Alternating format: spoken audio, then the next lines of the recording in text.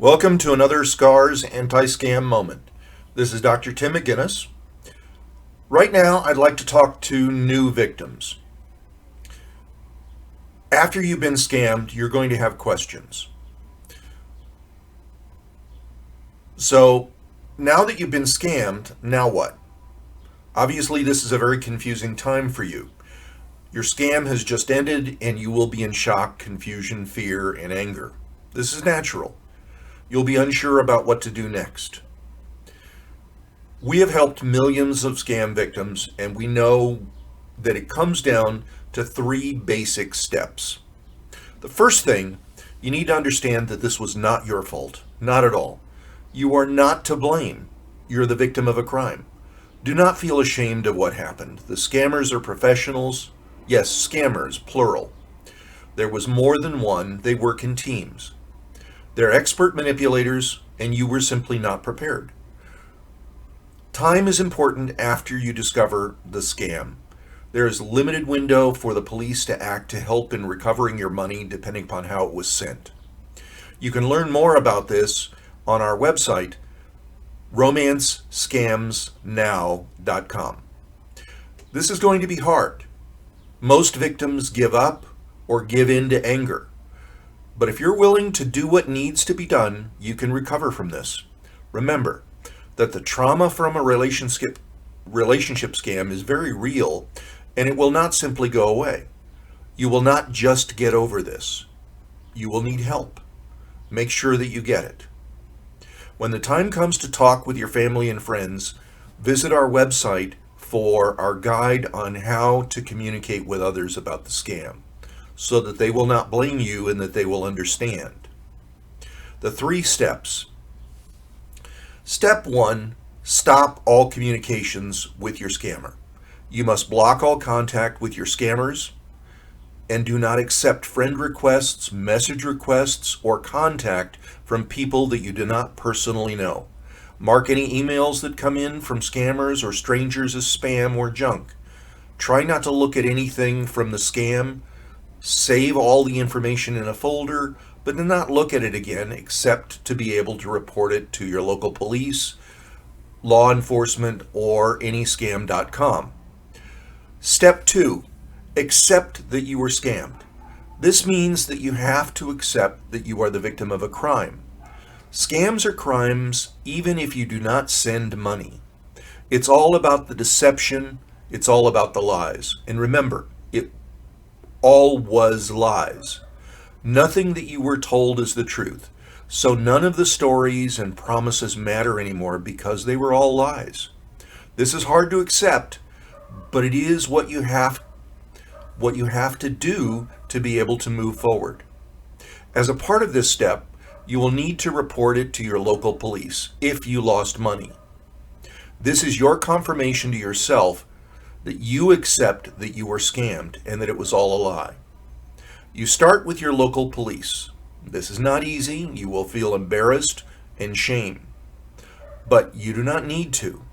The police are not always going to be sensitive to scam victims, and they may not be able to do anything to get your money back or stop the scammer.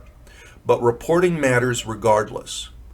Tell them you just need to report it, get a report number, and this is your proof to yourself that you accept that this has happened, and you may need it if reporting to national police if you live outside the United States, or to the FBI later.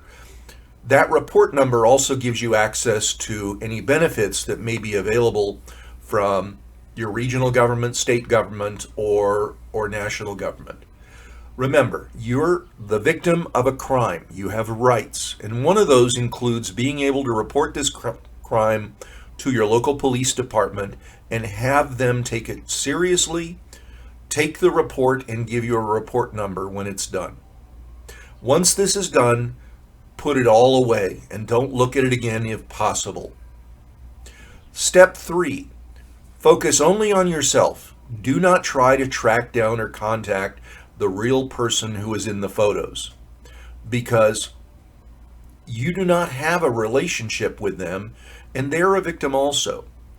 Most scams are impersonation scams of one nature or another, which means they steal photos, even steal videos to be doctored so that they can convince you during the grooming phase. Your relationship was just with the scammers. Notice that we said scammers because scammers work in teams.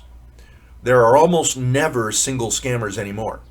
Try to separate the past from your future, hard as that may be. Now you need to focus on your own emotional health and stability. Scams can be very traumatizing, and they can lead to serious mental illness unless you take care of yourself. The trauma is very real. The scam happened, but now is the time to turn your back on all of that and focus on yourself and how you're going to be able to move forward. We recommend that you join one of our scam victim support groups. In addition, we recommend for all scam victims that you talk with someone locally. We recommend that you seek a local trauma counselor or trauma therapist. If you're looking for a local counselor, visit our websites and you'll find a list or directory of trauma counselors. You do not need to tell your family or friends at this point unless you need to or want to. That can wait until you're feeling stronger. The process of recovery will take some time. It depends upon how long you were in the scam and the depth of the trauma you are experiencing. Do not try to rush this. Do not assume that it will go away or that you will get over it instantly. Most scam victims will need months and sometimes longer to return to emotional stability. How seriously you take your recovery will determine how successful you will be. There are no shortcuts. This is hard and it takes work. A word about fear. Many scam victims are in fear after the scam ends. You might have been threatened. You may be afraid of the scammer's threats or something else. Scammers are business people, and they only do what gets them money. They will not waste time on anything else. So you do not need to be afraid. Remember that scammers only tell lies. But if you really feel fearful, tell your local police about this too. If you need to talk to somebody, remember that there are crisis hotlines available throughout the world in every country. If you live in the United States or Canada, you can call 1-800-273-8255, and there are people who are available 24 hours a day in English or in Spanish. Now's the time to lock yourself down. After the scam, you will need to make sure that you lock down your social media profiles to ensure that scammers cannot see your life anymore. Go through your privacy settings on whichever platform and change anything from public to private. Also, if you shared any financial or banking information with your scammers, you will need to protect those accounts. Contact your bank, notify them that you have been scammed, change your account numbers, access information. Do this for everything that you think might be a risk. One more word about social media. Go through your friends lists or your contact lists and remove everybody that you do not personally know. Also make sure that no one can follow you without your consent. To learn more, remember to visit romancescamsnow.com. romancescamsnow.com. Learning is an essential part of controlling your fear, anger, and confusion. It is part of the recovery process.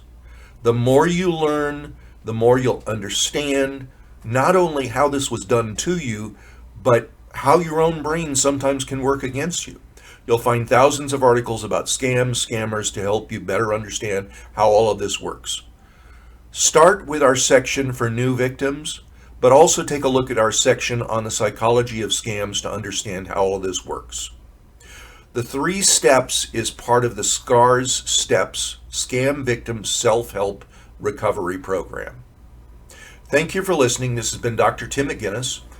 This recording is copyright 2021, Society of Citizens Against Relationship Scams. To learn more about scams and scammers, visit romancescamsnow.com. To learn more about SCARS or to learn how you can help, visit againstscams.org. Thank you for listening. Thank you for your time.